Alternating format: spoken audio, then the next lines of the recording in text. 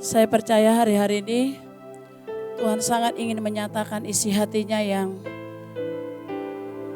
jauh lebih kuat, yang jauh lebih ajaib. Dan setiap kita sedang menyiapkan setiap wadah-wadah yang terbaik dari hidup kita untuk menampung semua yang ilahi. Amin. Pagi hari ini kita mau belajar dari kebenaran firman Tuhan dari Yehezkel 37. Ayat yang pertama kita mau sama-sama baca. Perikopnya adalah tentang kebangkitan Israel. Yehezkel yang ke-37 ayat yang pertama. Lalu kekuasaan Tuhan meliputi aku, dan ia membawa aku keluar dengan perantaraan rohnya dan menempatkan aku di tengah-tengah lembah. Dan lembah ini penuh dengan tulang-tulang. Ia membawa aku melihat tulang-tulang itu berkeliling-keliling dan sungguh amat banyak bertaburan di lembah itu. Lihat, tulang-tulang itu amat kering. Lalu ia berfirman kepadaku, hai anak manusia, dapatkah tulang-tulang ini dihidupkan kembali? Aku menjawab, ya Tuhan Allah, Engkaulah yang mengetahuinya.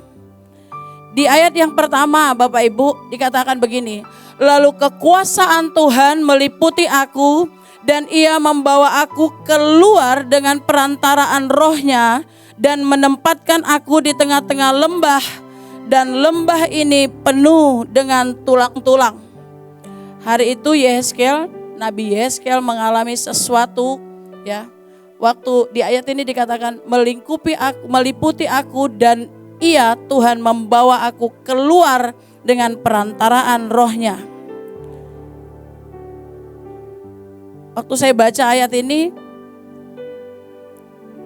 saya temukan bahwa saat itu, Yehezkel sedang mengalami sesuatu yang disebut dengan dimensi roh. Hari itu Israel sedang menghadapi sesuatu hal yang sangat tidak enak untuk dihadapi, sangat tidak mudah untuk dihadapi. Ada banyak kejadian-kejadian yang sepertinya tidak bisa lagi diatasi. Hari itu seorang nabi namanya Yehezkel mengalami pertemuan dengan Tuhan. Dari ayat ini Tuhan bicara kepada saya. Dikatakan begini, lalu kekuasaan Tuhan meliputi aku Yehezkel dan ia membawa Yehezkel keluar dengan perantaraan rohnya dan menempatkan aku di tengah-tengah lembah, dan lembah ini penuh dengan tulang-tulang. Saat ada banyak hal yang kita hadapi, kejadian bangsa demi bangsa yang kita hadapi, saat ada sangat banyak kesulitan demi kesulitan, saya sangat percaya saat itulah Tuhan menginginkan kita masuk kepada sebuah dimensi yang tidak bisa dipakai hanya dengan pikiran, dengan perasaan. Sebuah dimensi yang namanya dimensi roh. Saya percaya dimensi roh itu adalah dimensi Tuhannya sendiri. Benar ya Bapak Ibu? Sebab ada ayat berkata, sembahlah Tuhan di dalam roh dan kebenaran. Jadi saya sangat percaya waktu Yehezkel bertemu dengan Tuhan dan mengalami sebuah dimensi ilahi, saya sangat percaya hari itu dikatakan begini, di saat tersulit dalam kehidupan kita, kita masuk kepada sebuah dimensi yang namanya dimensi Allah sendiri. Saat ada sangat banyak hal yang tidak terselesaikan, yang tidak bisa terselesaikan. Saat itu Tuhan mau kita masuk ke dimensi itu. Namanya dimensi roh, dimensi ilahi, dimensi supranatural. Amin Bapak Ibu.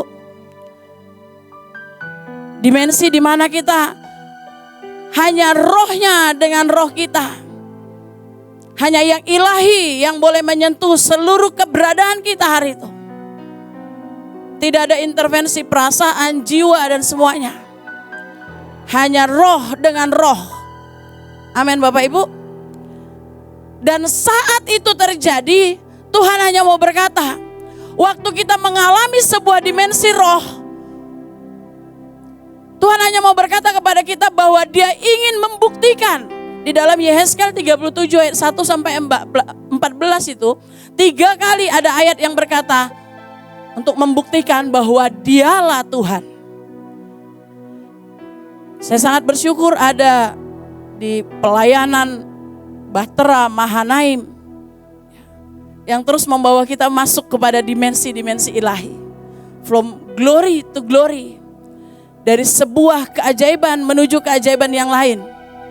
Saya sangat percaya setiap kita pernah mengalami dan akan terus mengalami keajaiban demi keajaiban. Amin. Kalau hari ini kita sudah mengalami, izinkan Tuhan memberikan kembali sesuatu hal yang lebih besar lagi, lebih besar lagi. Hari ini Bapak Ibu, waktu kita baca ayat ini, izinkan diri kita, izinkan hidup kita berkata gini, masukkan aku Tuhan ke dimensi itu. Karena dari awal Bapak Ibu sebenarnya bagian kita bukan menjadi human being, bukan menjadi manusia yang biasa. Tapi ayat Kejadian 1 ayat 26 sampai 28 mencatat bahwa dari awal sebenarnya kita ini diciptakan menjadi beyond human. Menjadi manusia yang di atas rata-rata dan dimensi roh bukan suatu dimensi yang itu jauh di sana, bukan. Tapi dimensi roh adalah dimensi yang memang seharusnya kita di situ. Amin Bapak Ibu. Dimensi yang memang kita seharusnya mengaktifkan itu setiap saat dalam hidup kita.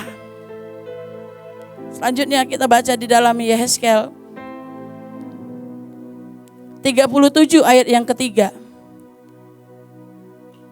Lalu ia berfirman kepadaku, hai anak manusia, dapatkah tulang-tulang ini dihidupkan kembali? Hari itu Tuhan bertanya. Hari ini mungkin Tuhan bertanya kepada setiap kita. Hei setiap kalian pasukan terdahsyat Tuhan. Waktu engkau menghadapi setiap tulang-tulang, menghadapi setiap kematian, ketidakmustahilan, hal-hal yang mungkin tidak bisa engkau raih hari ini. Atau hal-hal yang mungkin menurut pikiran kita, perasaan kita sepertinya gak bisa kita kerjakan.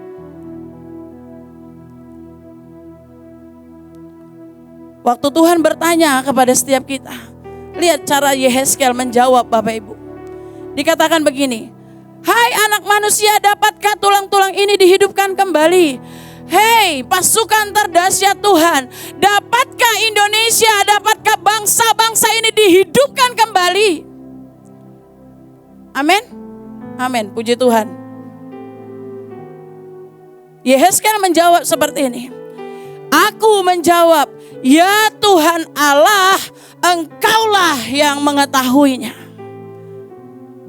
Waktu saya baca kalimat ini Bapak Ibu, saya berhenti di situ lalu saya merasakan kehadirannya.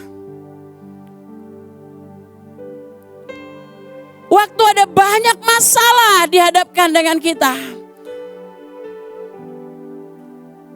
apakah kita langsung berkata, oh aku tahu solusinya. Wajahnya harus ditomenin 70 kali. Ya, atau harus dikelilingi, harus ini, harus ini, harus ini, harus ini. Apakah setiap masalah harus diselesaikan dengan kata harus, atau dengan doktrin, atau dengan semua mungkin strategi-strategi yang pernah kita pelajari. Tapi ajaibnya, waktu saya baca ini, Tuhan berkata, lihat cara Yehezkel menjawab. Dikatakan begini, aku menjawab, ya Tuhan Allah, Engkaulah yang mengetahuinya. Pengenalan Yehezkel dengan Tuhan membuat dia berkata, bukan dijawab begini, waktu dikata, Yehezkel boleh enggak ini tulang-tulang semua kematian, semua yang mungkin mustahil di hadapanmu, bisa enggak diselesaikan? Lalu dengan sotoynya, sok taunya, keminternya, Yehezkel menjawab, tentu dong Tuhan, bisa dong, aku punya Tuhan yang dahsyat.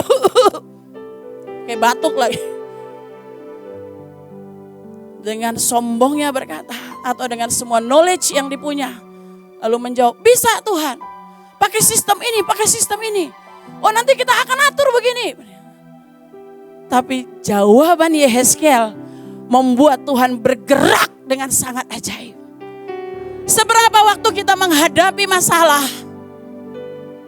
percayalah Bapak Ibu, ya, setiap kita punya kok permasalahan-permasalahan yang berbeda. Tapi pertanyaannya bagaimana kita menjawab setiap permasalahan-permasalahan itu. Yehezkiel berkata, Engkau yang mengetahuinya Tuhan. Dia berkata, Engkau tahu jawabnya Tuhan. Setiap permasalahan dari kehidupan, dia tidak berusaha dengan dagingnya, dengan pikiran, dengan perasaan menjawab semuanya. Tapi dia balikin lagi kepada yang punya jawaban. Engkau tahu Tuhan jawabannya. Amin Bapak Ibu. Seberapa kita hari-hari ini sedang bergumul dengan banyak hal. Pengenalan kita akan Tuhan membuat akan mengeluarkan sesuatu, bagaimana cara kita menjawab itu menentukan seberapa kita kenal Tuhan. Amin Bapak Ibu. Ibu mau jamkan matanya sebentar Bapak Ibu. Mari ingat kebaikan Tuhan. Sampai hari ini di tengah-tengah keadaan bangsa demi bangsa, pernahkah Tuhan meninggalkan engkau sedetik pun? Bahkan di saat terbejat dalam hidup kita, bahkan di saat sangat tidak layaknya kita, Tuhan tetap Tuhan yang setia. Bukan untuk membuktikan bahwa kita baik, bukan untuk membuktikan bahwa kita berkarunia, tapi sekali lagi untuk membuktikan bahwa Dialah Tuhan.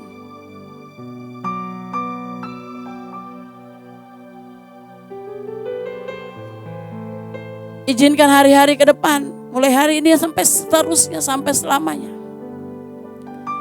waktu kita menghadapi apapun, kita berkata, Engkau tahu jawabannya Tuhan. Kita kembalikan semua pertanyaan-pertanyaan kehidupan ini dan biarkan Tuhan. Semua dimulai dengan Tuhan, semua dimulai dengan Roh-Nya. Sesuatu yang dimulai dengan Roh, saya percaya akan berdampak sangat ajaib. Kita teruskan Bapak Ibu.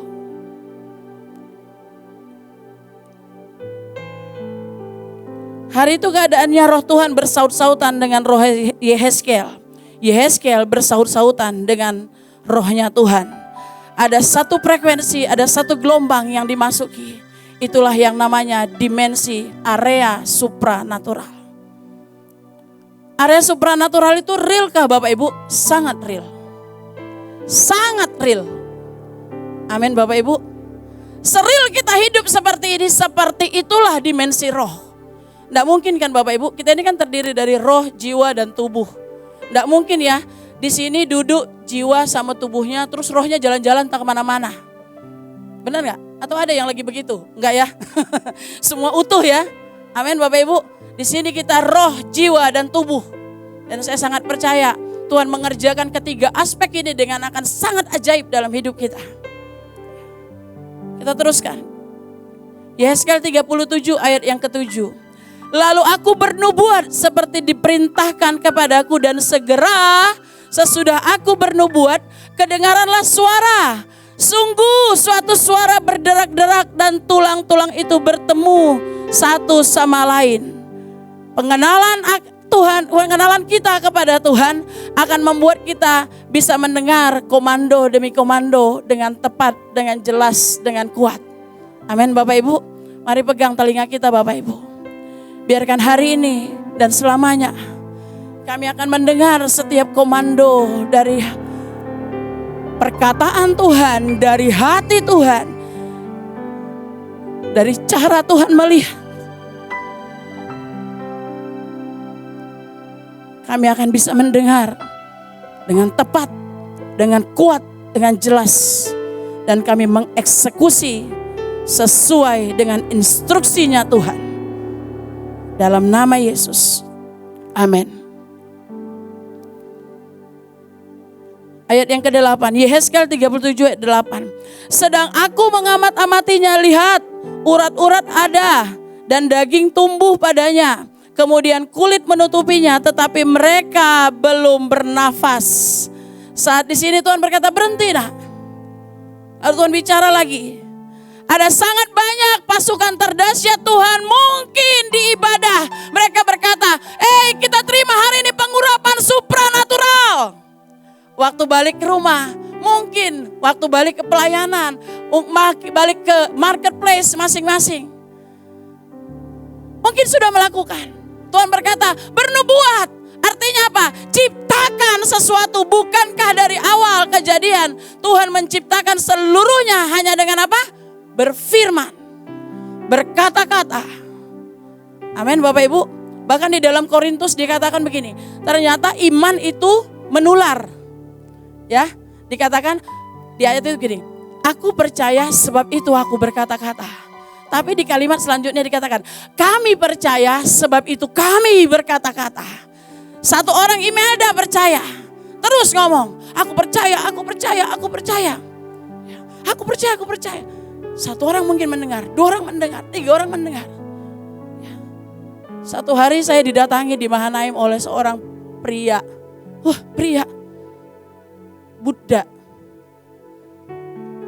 datang ke Mahanaim di depan ini, di depan gedung Kecapi.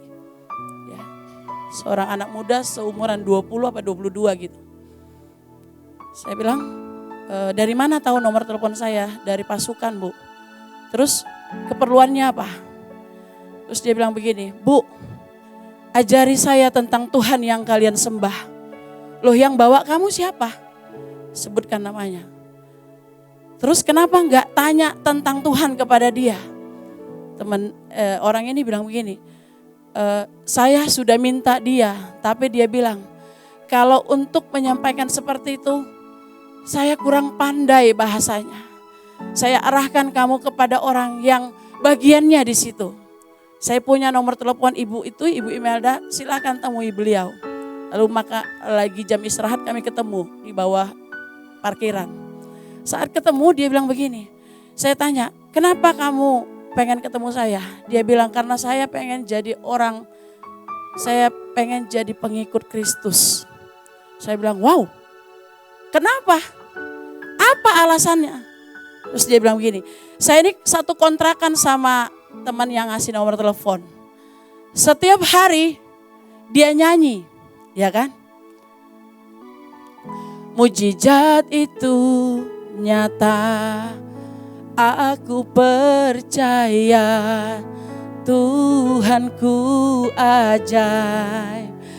Dia turun tangan memulihkanku. Aku percaya. Setiap hari Bapak Ibu pulang dari kerjaan lagi, dia dengar lagi. Hatiku percaya,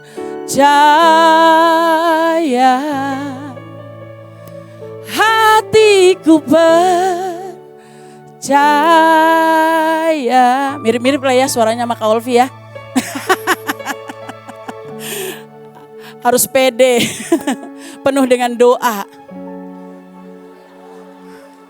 Karena saya ini pendoa dari unit Menara Doa, pemimpinnya Ibu Deborah Puji. Tepuk tangan untuk Tuhan kita.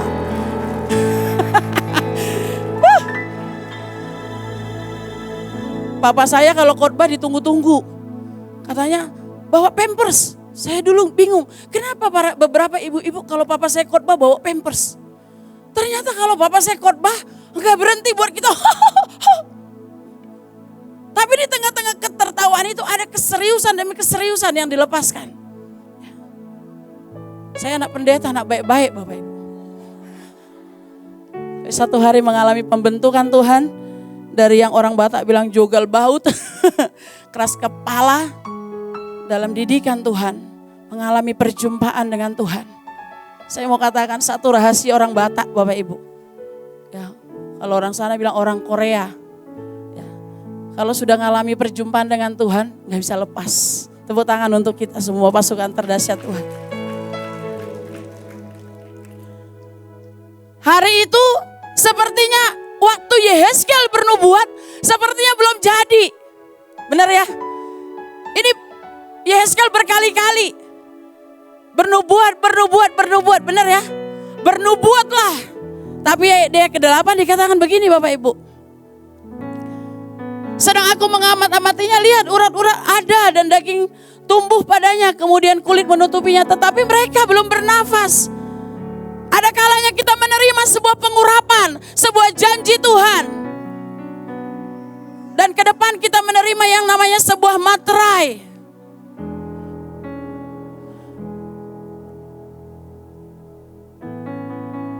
Sabtu kemarin kita diajari bahwa sebuah materai bisa dilepaskan, diletakkan dalam hidup kita. Waktu kita apa? Punya hubungan, melekat, nyatu dengan Tuhan. Nggak mungkin dikasih stempel begini. Ada nggak yang pernah di stempel suratnya? Terus yang satu jawab, namanya di roh. Di roh itu pun real Bapak Ibu. Saya katakan tadi seril fisik. Benar ya? Seberapa banyak yang sudah pernah mengalami? Seberapa banyak yang setiap hari ya? Kapan hari kita ngobrol dengan tim supranatural. Moving in the spirit. Hari-hari ini mari kita moving in the spirit. Mari masuki dimensi supranatural. Saat belum terjadi apa-apa, bukankah Alkitab mencatat sekali lagi, bernubuatlah kata Tuhan. Amin. Artinya apa? Jangan pernah berhenti waktu mungkin kau lihat sesuatu, kok belum jadi. Say something seperti tadi dikatakan, berkata-katalah, declare. Aku percaya, sebab itu aku berkata-kata. Suara saya keras banget ya. Saya baru sadar. Keren ya Pak, kata ibu di apa? Dulu waktu orang ngomong begitu, saya pengen datangi, saya hantam. Tapi saat gambar diri dipulihkan, itu menjadi kesukaan. Kita mengenal diri kita, pengenalan akan Tuhan membuat kita mengenal siapa kita di hadapan Tuhan dan musuh kita. Amin Bapak Ibu. Sini katanya ada amplifiernya. Kalau Ibu Uji, ibu pemimpin saya bilang begini, email nggak kasih mic juga, suara dia kedengeran satu ruangan ini. Jadi yang lain bahasa roh dikasih mic, saya nggak dikasih mic. Imbang suaranya katanya.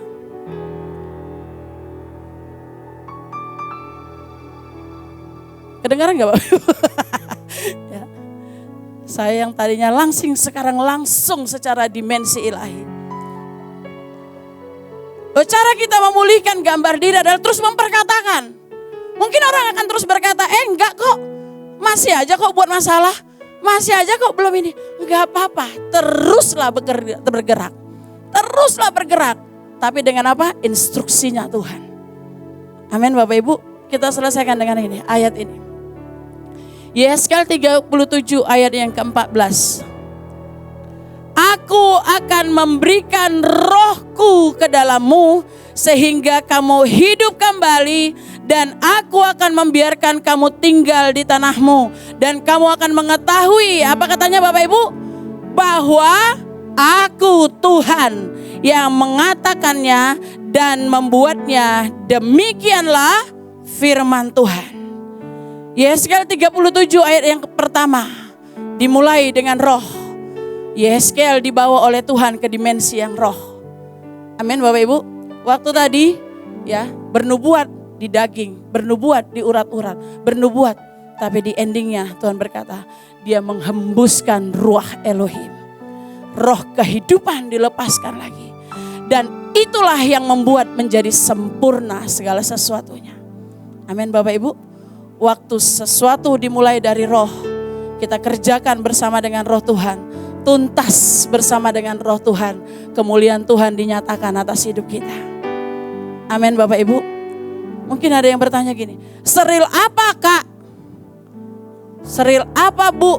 Seril apa Tante? Karena ada anak-anak di sini, ya. Jadi pinggangnya Tante. Ya, seril apa dimensi roh itu? Satu hari waktu saya ada di Malaysia, hari itu paspor kami itu, jadi kami per 3 bulan itu cop visa, ya. Karena kami datang ke sana, saya waktu kali pertama masuk dengan pastor saya di sana, pendeta panggilnya pastor. Saya terbaca pekerjaan, occupation. Ya benar ya, bahasa Inggrisnya itu ya. Itu ya, pekerjaan pastor saya tulis gini. Cleaning service. Padahal kan pastor saya itu kan ganteng, tinggi, putih. Kelihatan lah orang-orang berduit. Ya kan? Tapi paspornya cleaning service.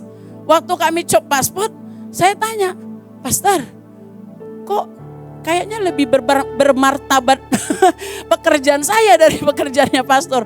Kok cleaning service? Pastor saya bilang gini, oh iya dong Mel, kita kan ke Malaysia mau bersih-bersih. Bersih-bersih di roh, sampai jiwa-jiwa itu dimenangkan. Wow, saya bilang, oh ini benar. Setiap hari kita cleaning service, kita mau bersihkan semua. Berbahagia, tepuk tangan untuk para CS kita di sini. Jadi saya mau katakan, selain kita membersihkan yang di fisik, hey engkau dengar unit CS ya. Cleaning service, cleaning. Semua yang supranatural bergerak dalam hidup. Hari itu paspor kami, visa kami beberapa, jadi kami ada berlima hari itu Bapak Ibu. Jadi 3 orang paspornya itu sudah mau habis visanya. Jadi 1 orang harus pergi melayani. Kami ada yang namanya pelayanan ke orang asli. Jadi orang asli itu adalah penduduk aslinya negara sana. Ya, jadi setiap hari kita itu punya jadwal untuk bimbel, ngajari mereka. Jadi ada yang ajaib Bapak Ibu. Saya nggak tahu apa ini juga terjadi di mana-mana. Gitu kita ajari 1, 2, 3, 4. Itu kayak rodok sulit. Tapi gitu kita tunjukkan. Uang 1 ringgit, 2 ringgit, semua tahu gitu ya. Mana yang 1 ringgit, mana yang 2 ringgit. Mungkin itu keahlian khusus dari setiap orang ya. Gitu urusannya tentang uang, lihai matanya gitu ya. Bisa ngelihat. Terus kita tanya, ini tulisannya apa? Tapi dikatakan, ini berapa? 1 ringgit. Oh tahu, kalau duit tahu. Ya. Jadi cara kita paling cepat waktu ngajari mereka, duit kita letak di depan, gitu ya, ditempelin. Ya, puji Tuhan dari emak-emak yang tadinya nggak tahu baca tulis akhirnya, dan saya bersyukur dibawa ke Mahanaim. Saya berkata ini sudah punya link, gitu ya. Di sana kami kemarin pelayanan begitu, pergi ke bawah-bawah, lalu kita ngajari mereka cari orang di bawah-bawah pohon. Ngapain mereka di bawah pohon? Nyembah yang lain. Lalu kita injili sebentar, lalu kita bilang mau nggak menerima yang real, yang kekal. Ya. Gak tahu ya, apa nanti mungkin akan dipotong. Satu hari kalau kita nginjili Bapak Ibu di sana, kalau itu ketahuan, kita nggak pernah dimarah-marah langsung di demo di depan orang lain, enggak. Caranya di sana kalau kita ketahuan gaya kita kayak ngasih sesuatu Injil atau apa, tiba-tiba nanti itu jendela sedikit udah kebuka gini. Dan itu kayak di sini kita ada sense, oh kita lagi diliatin nih. Dan gak lama itu biasanya tiba-tiba ada truk yang lewat dan turunlah yang begini-begini. Dan mereka sudah di belakang kita dan saya pernah naik 1 kali ke situ.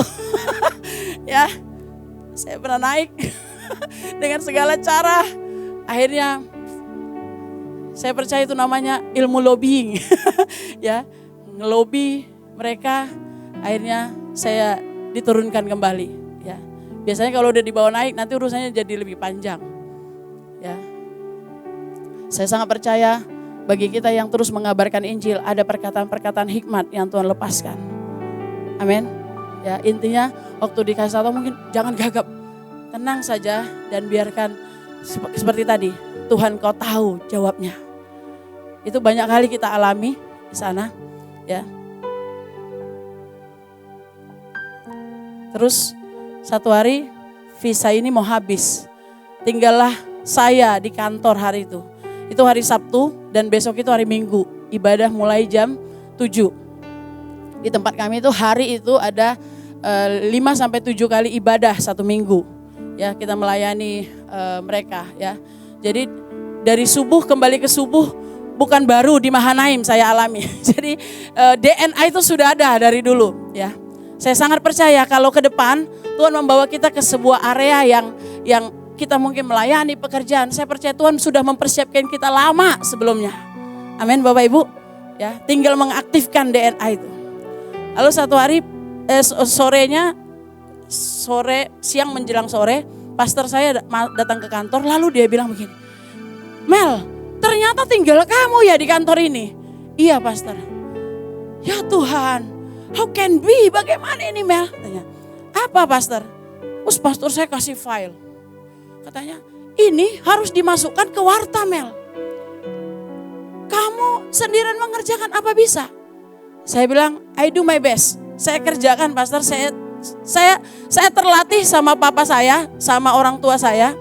Ya, papa saya pendeta, mama saya guru bahasa Jerman. Ya. Guten Morgen tiap hari. Guten Morgen. Ya, mama saya seorang guru bahasa Jerman. Ya. Jadi pinter, ya. Saya bersyukur mewarisi yang ilahi dari mereka. Setiap hari ya jam 6.30 kami sudah harus duduk di tiker ya. Jadi duduk di sini pun bukan hal yang baru. Kami dari dulu duduk di tiker. Karena apa? Anaknya 9 ya. Jadi nggak boleh pakai kursi, kesempitan rumahnya. Jadi digelar tikar baru kita akan share firman. Dari mulai yang paling kecil, besok dari mulai yang paling besar. Hari-hari itu kita alami setiap hari. Dulu saya berpikir begini, papa saya ini diktator banget, ya, rutinitas banget, setiap hari itu mulu kerjanya, ya, pokoknya 6.30 sudah harus baik-baik duduk di tikar, bawa Alkitab masing-masing, lalu siap baca firman Tuhan. Saya mau katakan kepada anak-anak muda di tempat ini, bersyukurlah kalau orang tuamu mendidik engkau dengan cara seperti itu. Dulu saya berpikir itu sebuah kejahatan. Wah, papa ini gak lentur, gak up to date, kerjanya baca firman mulu, kolot banget. Waktu saya dikirim ke Malaysia, saya ngerti. Ternyata firman demi firman demi firman demi firman yang terus dikemakan tiap hari di rumah itu jadi tembok perlindungan yang kuat. Bapak Ibu, ya, dulu kalau kita keluar dari asrama, dulu kan saya langsing ya, percayalah saya langsing. Saya ada fotonya. Ibu pernah lihat fotonya? Ya Tuhan, Mel. Ya, udah kurus, kering, hidup lagi. Ya kan? Jadi setiap kita keluar, Neng, 5 ringgit, Neng. Dulu kan belum manusia baru banget ya. Gitu dengar 5 ringgit, saya datengin loh. Apa kamu 5 ringgit? Seharga darah Yesus, tahu nggak? Wis, gaya ya. Saya terkenal di situ. Jadi kalau saya sejak hari itu ya, ternyata yang saya marahin itu ternyata orang kita juga, tapi udah lama di sana. Hari itu ceritanya begitu.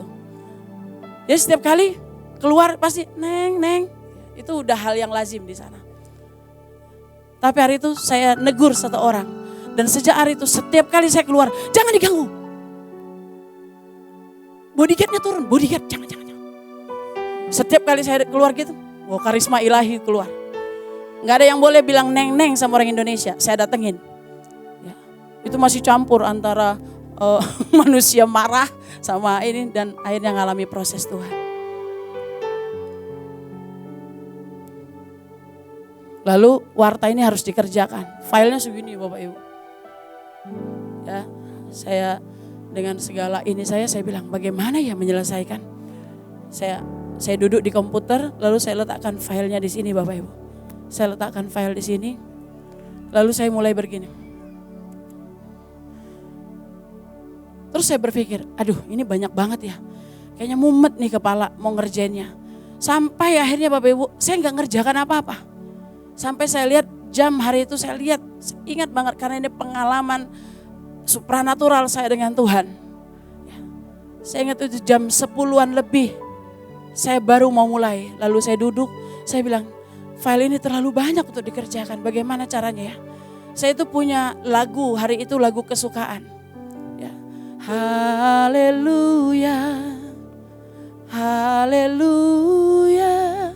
for the Lord God Almighty reign. Lalu saya bilang, saya pengen dengar. Roh saya tiba-tiba nggak tahu, pengen banget dengar lagu itu. Lalu saya pasang di komputer. Haleluya, bergema, nggak ada orang lain, cuma saya di situ dengan komputer dan pekerjaan. Nggak tahu kenapa tiba-tiba Bapak Ibu, badan saya ini pengen nari. Saya nari, percayalah, saya bisa nari Bapak Ibu. Ibu bilang saya penari inti banget. Penari inti.